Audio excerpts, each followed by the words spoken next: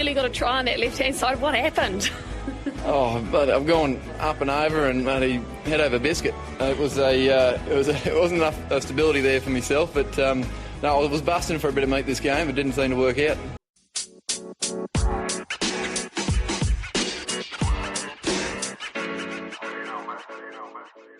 Hello, cheers, and welcome to the Scrum of the Earth podcast, the weekly show for news, reviews, great interviews, and so much more, all about the world of rugby. My name is David Lawrence. I'm an American rugby fan who follows the game wherever I can find it all over the globe. If you'd like to get in touch, I'm on Blue Sky @ofscrum, and you can always drop an email to thescrumoftheearth@gmail.com. Well, it was another mad weekend, so why don't we get this thing on the road? Starting as always with current updates. I suppose the news that it's that I've started going to the gym. That's the news. My partner had the perfect comment about going to the gym. She said, I don't want to go, but I want to have done that. So it's actually been going well, though I made the mistake of bringing along a friend who actually knows what he's doing. So I am very sore as I sit here right now. But this might sound weird, but it's encouraging to me about going to this particular place. Like, for someone like me, none of the people who work there look fit. And I'm not ragging on them. I'm the king of the unfit. But the fact that I don't feel intimidated as soon as I walk in, it's kind of cool. So anyway, this is the first phase of my new little self-improvement project. The next phase is going to be getting back to yoga, which I've missed quite a bit. You wouldn't know what to look at me, but I spent many hours in yoga studios, and very keen to get back to my little practice. It's too good. It's too good. People have to know. Yes, Isa. Well, you know what? The news this week is about the news segment here on the show. So this week, I went looking for a fun or upbeat story about rugby, and I kind of came up empty. Lots of stories, lots of news this week, but it was hard to put a real positive spin on them, and I just didn't want to cover any of them. So long story short, I'm only using this segment for good news going forward. There's just so much negativity in the world right now. I've decided I won't spend time chatting about bad stuff. So from now on, if I find an uplifting or interesting piece of timely news, I'll include it here. But if it's a week like this, I'm just going to give the segment a miss entirely. Sound good? Good. Okay. That brings us to our reviews. And by the way, if you're watching on YouTube, I'm very proud of this graphic. If you're listening later to the audio version, and you're curious, literally, just reach out to me. I will send you a copy of the slide. I'm very proud of it. It's just a super nerdy person being wowed sitting in front of a television. It's just so apt. But anyway, we had 16 fixtures in Europe. If you actually watch the Challenge Cup, as I do, there was some really interesting action across both cups as we began the knockouts. Let's see. Yes. In fact, let's get started with the Champions Cup. So Northampton versus Claremont was our Champions Cup knockout opener. Based on that fact, I got all keyed up only to realize, oh yeah, I don't really care about either of these teams. I mean, I don't know. Maybe it's all the cynicism surrounding this comp lately. It might be rubbing off on me. Claremont, they looked partially, I should say, interested for a while there. But in the end, the Saints were on a mission, would win big 46-24. By the way, get ready for some high scores this weekend. Toulon versus Saracens was next. You probably already know the series decided to sort of blow off this fixture, resting all their stars and sending a massively weakened team. Normally, I don't care too much about that stuff, but I don't know. This one just really bugged me, just really sat badly with me. I don't like Saracens anyway, but now I really dislike them. Like the comms were saying how they're one of the heaviest hitters and most successful teams in the history of the Champions Cup, which is all true. And the selection this week loudly told us that they couldn't care less. So I think that sucks. Anyway, of course, if they won, I'd look like a complete idiot. But, it's not like I'm not used to it. Sure enough, Toulon, who haven't lost at home all season, watched their guests parade in 5 tries in the first half alone. It was a staggering 27-35 at halftime. Right before the final quarter, Toulon took their first lead of the day. And side note, last week, I predicted we were in for a 100-point match this week. And voila, here it was, the home team up 58-42 with under 10 minutes to play. La vache sacrée. By the end, the once proud Sarries got what they signed up for, losing a shockingly high-scoring affair, 72-42, just insane. Leinster versus Harlequins wasn't even a particularly great showing by Leinster. I didn't think. They were a bit sloppy and careless with the ball in the first half, but still found themselves up big, shutting out the Quins 19-0 at the break. With the home team up 55-0, I realized I was being mean to myself by continuing to watch, and that was the end of that. What a travesty. Anyway, 62-0 was your final score. Whew, stinker. Cast versus Benetton was the closest, most exciting game in Europe to this point. Cast up 24-22 at the intermission in a seesaw contest. The teams were locked at 27 with 14 players each, and the comms reminded us a tie could mean a kicking contest, something I don't think I've ever seen. That would have to wait, though, for another day, as we were in for an absolutely incredible ending. Cast making a conversion to take a 2-point lead with mere seconds remaining. An instant classic, just a fantastic game, 39-37 by the end, and the scenes in the stadium were surreal. Oh, my word. So, La Rochelle versus Munster might have been the one I was most looking forward to. It was a beautiful day for the almost 17,000 fans on hand, a few thousand of which were of course, traveling Munster fans. In my recent chat about Europe with Patricia and Johnny, I pretty confidently predicted that Munster would do a job on their hosts, but early on, looked like that opinion might, age like milk on a beach. A try just 2 minutes in got waved off, but soon after Munster got a yellow card and looked to be on their heels. Teddy Toma, he was on fire in this one, blowing people away and shooting them wry looks as he did. It was a masterclass in that first quarter. Despite that, Munster made it through their 10 minutes down a player, and it was Ohio West getting a yellow soon after. Felt like a big momentum swing at that point. It was 10-7 coming into the second half. Hard to know which team looked more exhausted. A Dylan card to yellow. Yeah, a yellow card to Dylan Leeds, I think, with the visitors already up a score. It looked like it might be the lid slamming shut, and another try had me inking up the game over stamp. The home side found they still had a chance after being awarded a penalty try, but Jack Crowley's gorgeous drop goal sealed the deal. Munster coming away winners despite a furious ending 24-25 in a thriller. Glasgow versus Leicester looked like a good one on paper. The Tigers started out strong, nabbing the first try of the night, but the Warriors responded with the next two and led at the break, though I'm not clear on the score because, cue the music, Blow Rugby botched it again. Anyway, what I do know is by the time coverage was restored, it was 24-5 to Glasgow, and Leicester looked rudderless. For the final quarter onwards, they managed a couple more tries, but it was never close. The home side racking up 6 tries of their own. Final score at Scotstoun, 43-19. Pretty convincing. Ubebe had the hallmarks of a potential blowout, despite my guy, Lou Bebe, taking a well-deserved holiday after claiming player of the tournament honors from the Six Nations just passed. Side note, regular listeners will know I have a real soft spot for John Cooney, but Ulster and Ireland, for that matter, pretty clearly disagree with my assessment. So seeing him get the start, I was like, oh, that's great. And then I thought, wait, are they sending a message? Was the message, we know we're losing this anyway, so screw it? Well, we'd soon find out. 6 minutes in, Damien Penno was like, let me give you an answer, flying over the whitewash to get the scoreboard rolling. By the way, did you see the Burrows try right on halftime? Like, there were 6 short passes or offloads by my count, not one of which should actually have stuck. Every single one looked doomed, but every time, it's just magic with this team. And 28-14 was your surprisingly reasonable score at the intermission. I also want to shout out Jacob Stockdale, another player whose career to me has seemed hard done by. He had a great first half and was making bruising plays on both sides of the ball.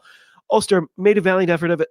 Nathan Doak getting a try that looked like it must have aged him 10 years right at the end, but this one was never going their way. The mighty Border Beagles advancing to the quarterfinals 43-31. Toulouse versus Sale started with the oddest thing I've ever heard said by the comms, where they informed us the kickoff will be delayed because the parachutist got stuck on his way in. And while I certainly understand all those words, I never expected to hear them in that order. Instead of a kickoff, then we were treated to the Lion mascot doing some stretches at midfield, and I think I was okay with that, knowing what was to come. Either way, if I had offered you a bet that Sale would be leading at halftime, how hard would you have laughed? Well, pay up, because that's exactly what happened. And if things continued, that would absolutely be the upset of the year. Toulouse figured things out in the second half, though, naturally, and the final 15 minutes really put their guests to the sword. Though the price they paid was the loss of another superstar, Anish Kapawatso, having to be taken off the field on a stretcher. A horrible sight, and I won't speculate, but it was clearly a pretty bad injury. The try itself, though, did spark the victory that would see them advance to the quarters, 38-15. Meanwhile, over in the Challenge Cup, Poe versus Bath wasn't the most exciting contest the world has ever seen, but it did set the stage for better teams who kind of blew off the pool stages to get some upsets on the road this weekend.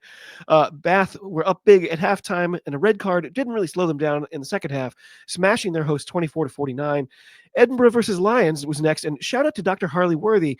Had been referring to Dave Cherry as the stairman of the board, and feeling pretty proud of myself. But Harley did me one better, just calling him Slinky. And you know what? I know when I've invested.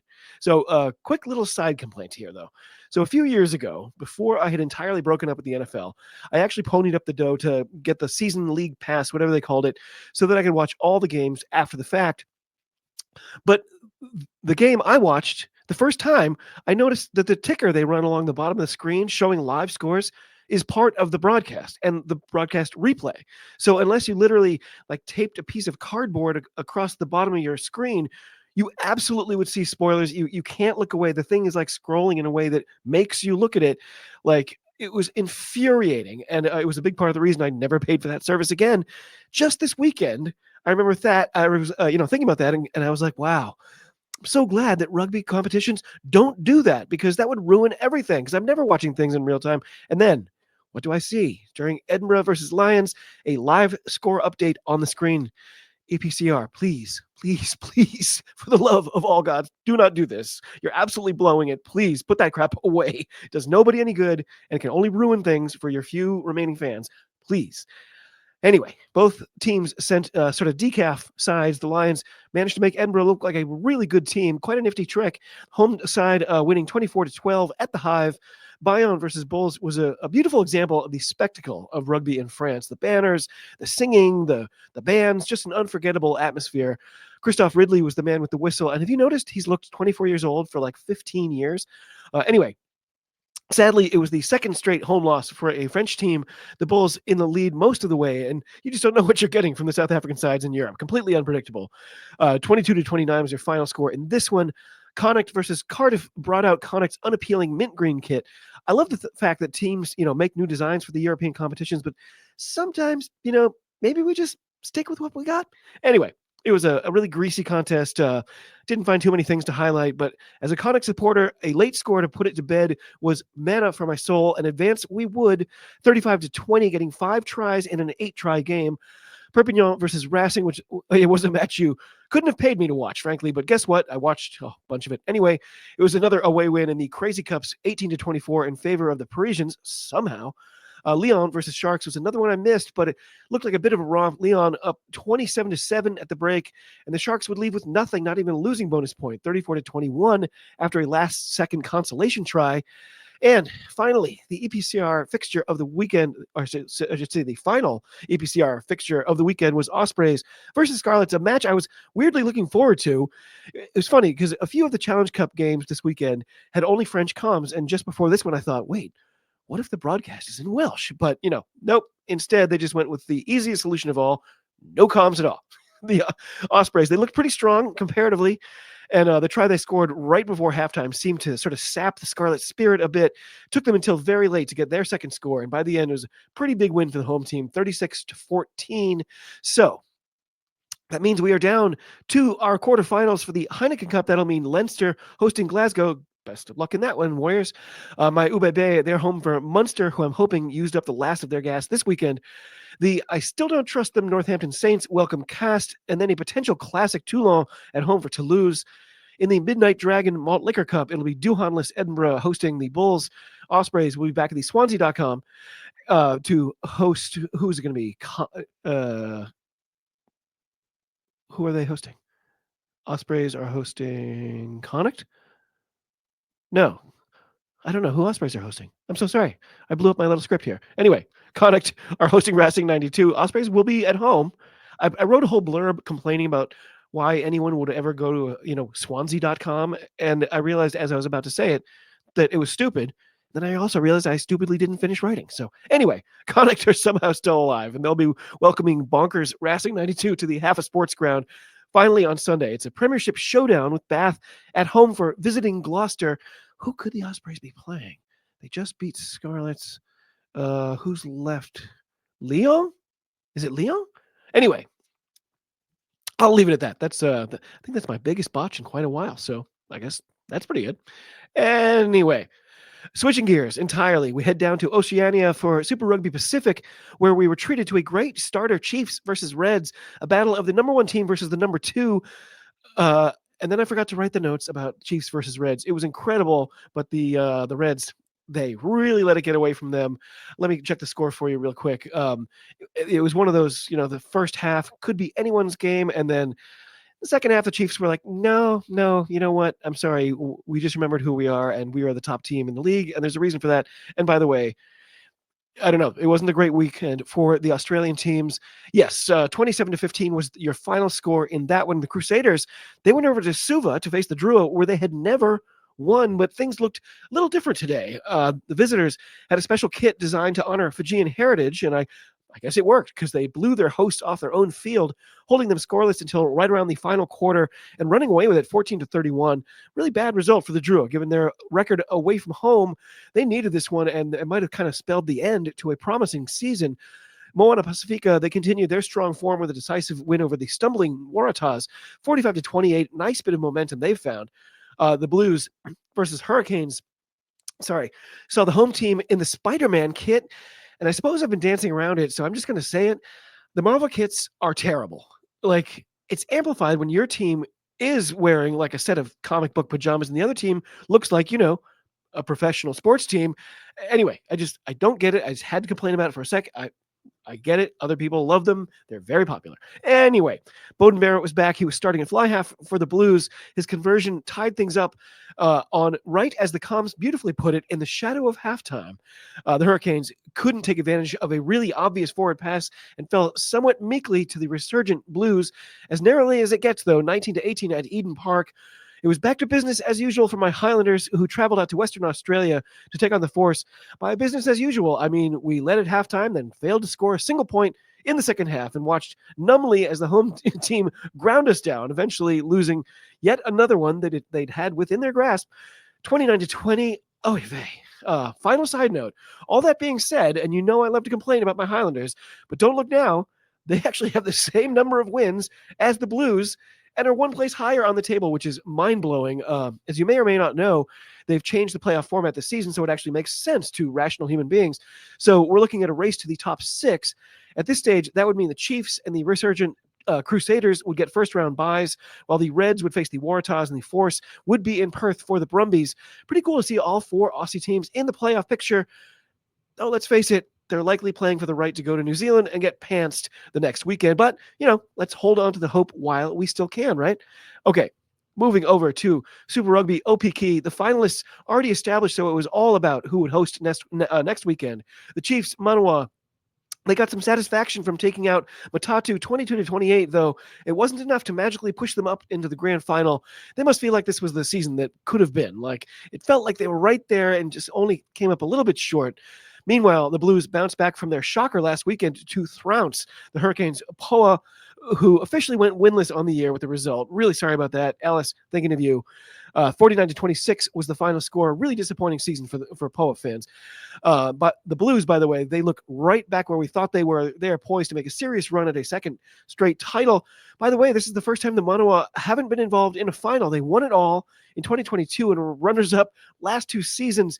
If the Blues pull it out next weekend, that would be the first time in the competition's history that a team has repeated. Also, this is your official please, Portia, don't retire segment. We're just not emotionally ready for you to hang up those boots yet. Portia, please stay with us. Anyway, back home here in the MLR, my Free Jacks were back at home to face the Miami Sharks. I have to say, turned into a pretty good day. A great crowd, as always, as all of us were utterly convinced that every single call had gone completely unfairly against us. But even with the constant injustices, we still kind of battered them, getting our first real emphatic win of the year.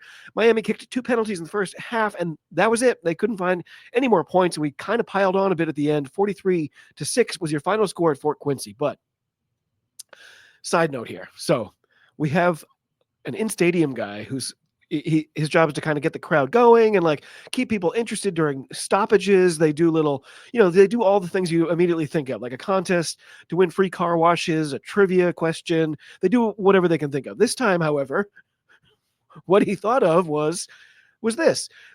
we see him appear on the big screen out in the stands, and he says, okay, I've got a guy who claims to be able to chug a beer faster than anyone else in America. Let's see it. And the guy next to him immediately starts chugging a can of beer. The announcer guy also hoists a can and starts pouring it down his throat. And mind you, this is ostensibly part of the actual broadcast. After about 2 seconds of them chugging, boom, screen goes black, audio cuts out. Someone just outright pulled the plug on the highly questionable display.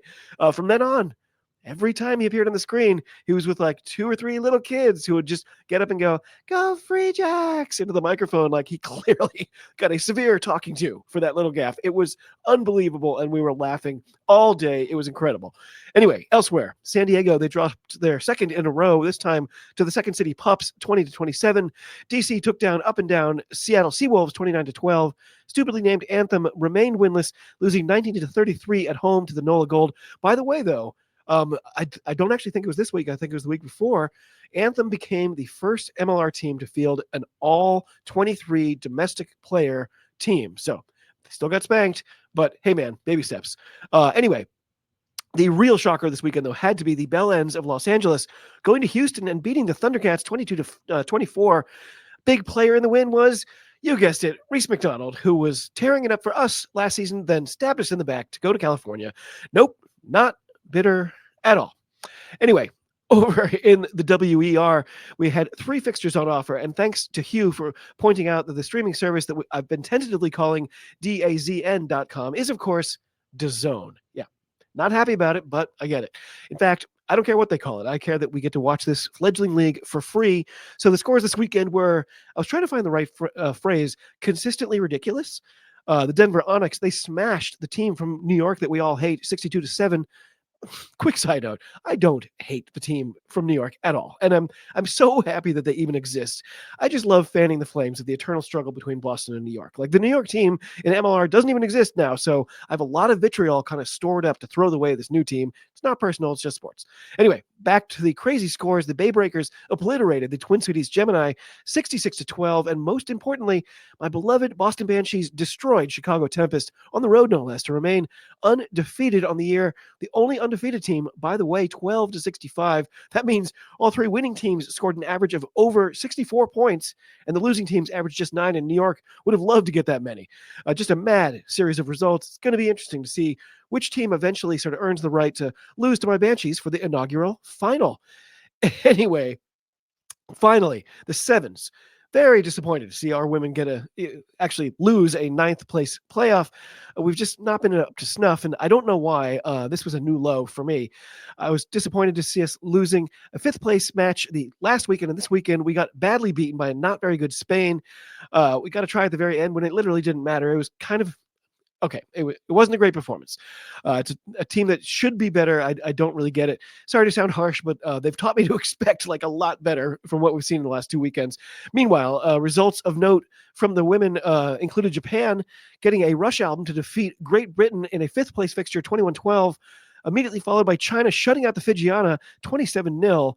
For the men, Great Britain also found a way to just hold on to defeat a disappointing New Zealand team, 24-22, and the USA men avoided the wooden spoon by pulling out an incredible extra time win, 12-17. Felt good, not gonna lie. In the first men's semifinal, Kenya beat Spain 12-5. How is that a 7 scoreline? That was followed by Argentina losing to the Flying Fijians 24-33, and that's more like it. Kenya must have been stoked to make the final, but you won't be surprised to learn Fiji had too much for them, taking down top honors 12-21. In the first women's semifinal, it was a cracker, Canada versus Australia. The Wallaroos had beaten Canada the last 5 times they met. Today, Canada wore their black and white kit, an obvious bad omen. And much like last weekend, Canada saved their worst performance for last, getting stomped 45-7. The next was another juicy affair in France versus New Zealand. The Kiwis had won the previous 3 in a row by an average of 29 points, but France had serious defense. It was 19-14 at the mini break. Side note, Stacey Waka. She has been so good. Like, coming back from a broken leg. It's unbelievable. She's one of those special players in the world to me. And like the smile on my face watching her school a defender to squeak through for a big try was almost as big as a smile on her face as she dotted it down. Sorry to gush. She's just all world time class for me. I just love Stacey Walker. Anyway, by the end, it was a bit of a walkover. Your favorite all-star scoring tries, 40-14.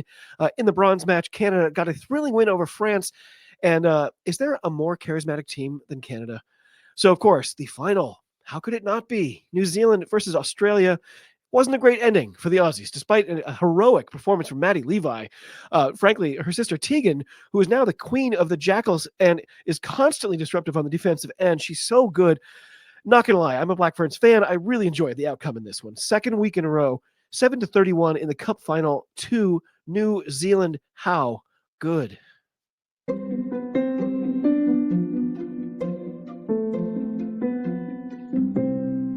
Well, by the music, you'll know it's time for this week's Diamond in the Ruck Award. And this week, the award goes to Shaleya Valenzuela. Ms. Valenzuela, your performance in the bronze match against France, it was next level. On top of a lovely try of your own to put the game away, it was your all-time worldie try assist that broke the gates open. Just an unreal performance on the biggest stage. Shaleya Valenzuela, congratulations to you, for you are this week's Diamond in the Ruck. Well done. Okay, that brings us, of course, to our updates and previews. Got slightly less insane amount of fixtures this weekend, thanks to the teams in Europe being eliminated. But first, Six Nations is back. France will host Wales. Ireland will be hoping the home field advantage will help things look a little less embarrassing against the Red Roses.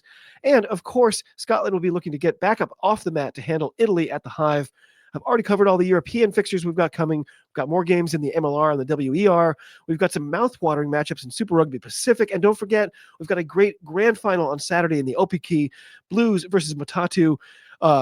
If you want to reach out and tell me who you think's going to take the trophy this year, please do so. Please get in touch. It's always lovely to hear from all of you.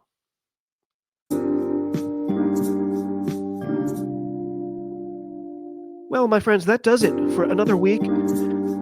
Oof, I'm exhausted. I don't know if it's the tiny little weights I just lifted or the rugby, but I have to assume it's the former since I've got pretty good at the latter. I know there are competitions I'm missing. There's the Super W final this weekend. I think I've heard there's a second tier, no offense, European competition that's kicked off. And if you're listening and thinking, why hasn't he mentioned such and such? Please reach out and let me know who such and such I've accidentally missed. So anyway, to all of you across the globe, cheers. Talk to you soon, and be well.